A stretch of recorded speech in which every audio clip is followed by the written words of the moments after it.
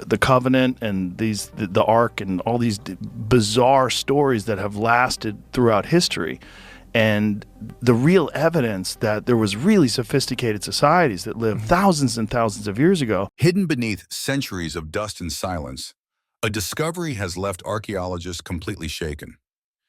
Deep inside a long sealed chamber, a strange object has emerged, ancient, golden, and uncannily similar to the legendary Ark of the Covenant. Could this truly be the sacred relic described in the Bible? As rumors of divine power, ancient curse, and lost history spread, experts are racing to uncover the truth while the rest of the world watches in suspense. If this object really is the Ark, it could redefine history and challenge everything we think we know about faith and science. So what exactly was found? In this video, we uncover the astonishing discovery that has everyone on edge. The dig that changed everything. It began like countless other quiet excavations. A small team of Israeli and American archaeologists was working far from the spotlight. No cameras, no crowds, no media attention. The site was remote, buried deep within the forgotten stretches of the Judean hills. There was no major funding, no official backing, only whispers from an ancient manuscript that hinted at a hidden chamber beneath the ruins. Most scholars dismissed it as just another myth destined to lead nowhere. Then everything changed. A routine ground-penetrating radar scan revealed something unexpected, an unusual shape nearly 30 feet below the surface. What appeared was a massive, perfectly cut rectangular chamber. Its sharp edges and flawless symmetry were far too precise to be natural. Even more unsettling was how closely its dimensions matched ancient, scriptural descriptions of the chamber said to house the Ark of the Covenant. That was the moment someone finally voiced the unthinkable, quietly, cautiously, almost afraid to say it out loud. Could this be the Ark? The team chose silence. They kept the discovery hidden, disguising the dig site and avoiding contact with the authorities or the press. When they finally broke through, what they encountered felt less like ruins and more like a place untouched by time itself. The chamber was sealed beneath enormous limestone slabs, each one requiring hours of careful effort to move. When they finally opened the space, seasoned researchers stood frozen in disbelief. Inside rested a golden chest, about 4 feet long and 2 feet tall, radiant, pristine as if it had been crafted yesterday. The lid was adorned with carved winged figures, cherubim, exactly as described in the Bible. There were no signs of decay, no cracks, no corrosion, only silence, and a discovery that could change everything. But the moment one archaeologist reached toward the chest, everything went wrong. The lights died instantly. Every camera shut off. Digital equipment failed all at once, as if the object had drained the energy straight out of the room. Panic spread. Some dismissed it as a freak coincidence, but the unease was impossible to ignore. When the team carefully lifted the chest to inspect its base, they found ancient Hebrew inscriptions carved into the underside. This was no replica, no clever forgery. Whatever it was real, and far older than anyone expected. Then came the most disturbing revelation of all. The chamber walls were coated in thick, black soot, as though a violent fire had once ripped through the room. Yet the golden chest remained untouched. No scorch marks, no ash, no damage of any kind. Surrounding it lay a horrifying sight. Dozens of skeletons. Some were curled inward, frozen in terror. Others were stretched out, as if desperately trying to escape something unseen. There were no signs of struggle, no weapons, no wounds, just sudden, unexplained death. One archaeologist turned pale as old stories flooded back, ancient warnings about those who dared to touch the Ark and died instantly. Stories long dismissed as myth. Until now, the team retreated and sealed the chamber immediately.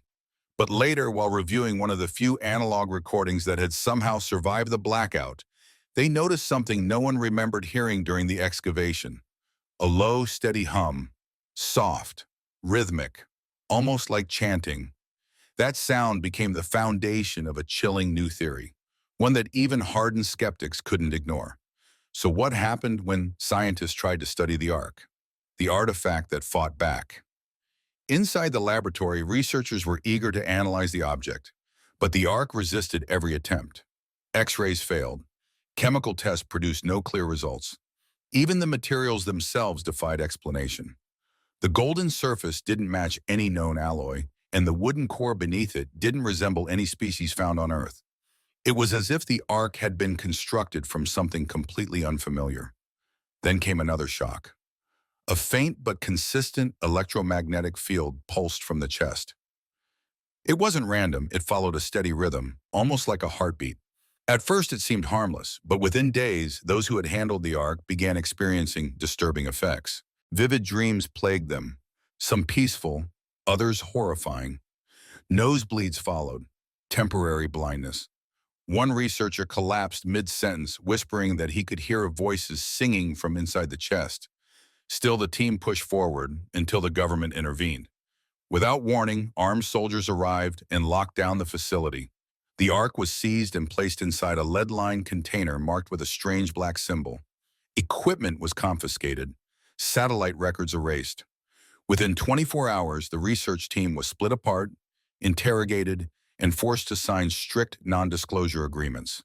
Officially, the discovery never existed, but one technician wasn't willing to let it disappear. His name was Daniel Knox. Before vanishing, Daniel uploaded a frantic video describing soldiers transporting the Ark and a ship being prepared to move the sealed crate. By the next day, the video was gone. His phone stopped working, and Daniel himself disappeared without a trace. Yet before he vanished, Daniel sent one final message, an old manuscript copied from a scroll discovered near the Ark.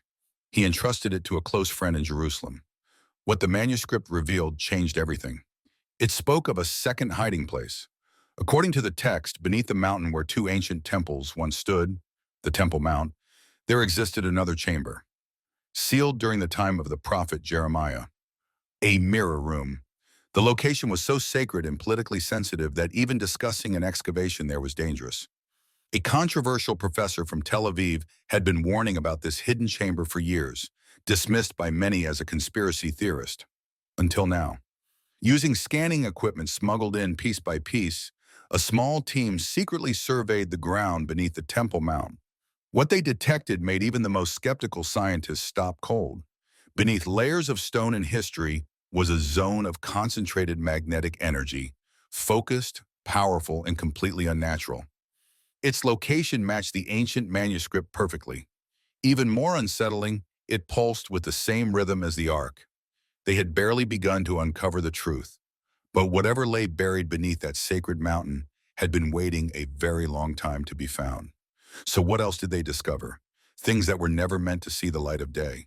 Stay with us to find out. A forgotten map, a blurred photo, and a chilling warning. For decades, a curious artifact sitting quietly in an Israeli museum attracted little attention. Labeled simply as a ritual object, it was described as a gold-plated plate etched with unusual symbols, decorative, interesting, but seemingly insignificant. Most visitors passed it by without a second glance. That changed when a determined researcher decided to take a closer look. By comparing the strange markings on the plate with an ancient manuscript, he made a shocking discovery. The symbols weren't ornamental at all.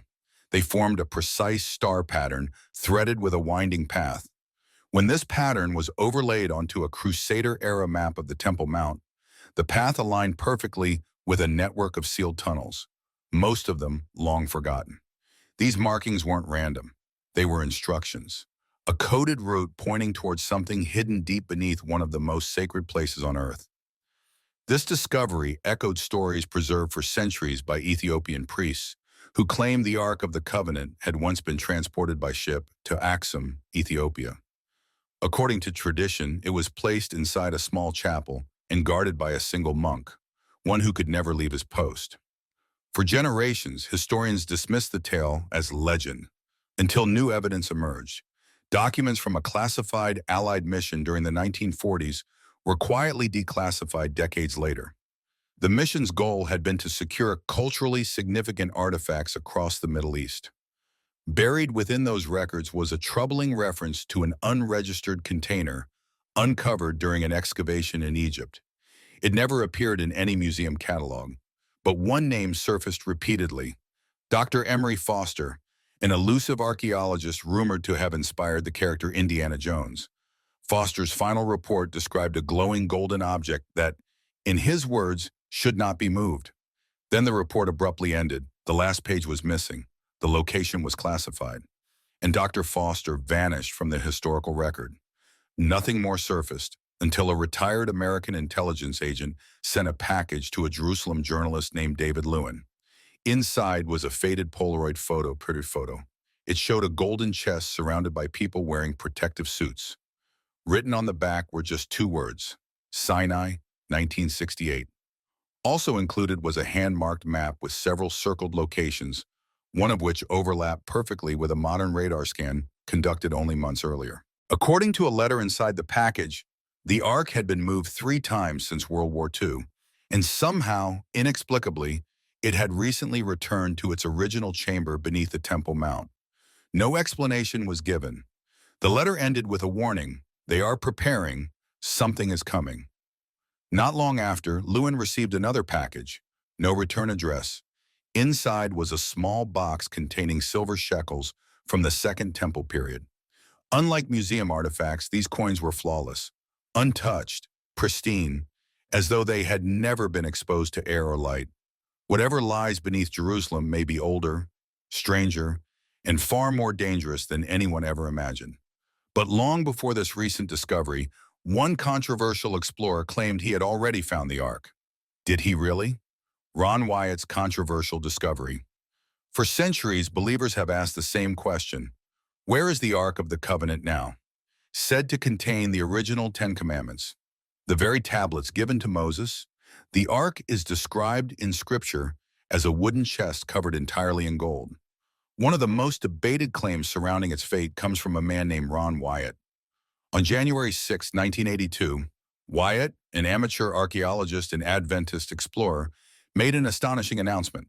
He claimed he had found the Ark itself, not fragments, not legends, the actual chest buried beneath Jerusalem, and not just anywhere.